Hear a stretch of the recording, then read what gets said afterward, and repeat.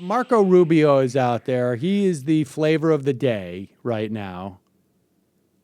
There's people who still think that Marco Rubio could be on the move. There's a lot of people I know who think that that Jeb Bush doesn't even make it to South Carolina. And then Marco Rubio would come in.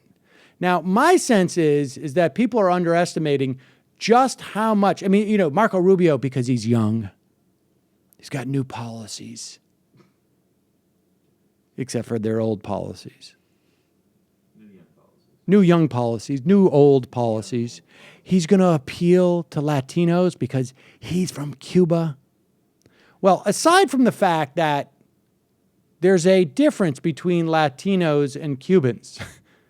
Cubans are a subset of Latinos, but Mexicans don't necessarily perceive themselves as like Cubans.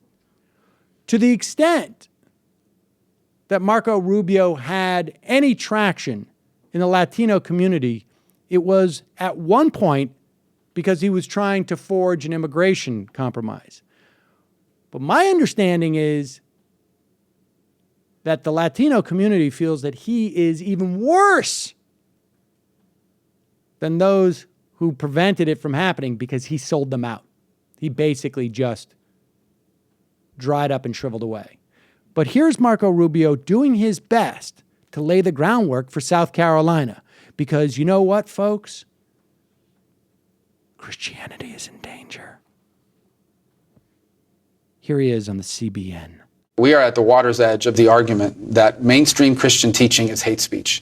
Because today we've reached the point in our society where if you do not support same-sex marriage, you are labeled a homophobe and a hater. So what's the next step after that? After they've done going after individuals, the next step is to argue that the teachings of mainstream Christianity, the catechism of the Catholic Church, is hate speech. And that's a real and present danger. Well, first off, I will make that argument right now. And guess what? Nothing happens. The idea that there's any danger to Catholics believing what they want to believe is a joke. It's a joke. But it's also a clear and present danger.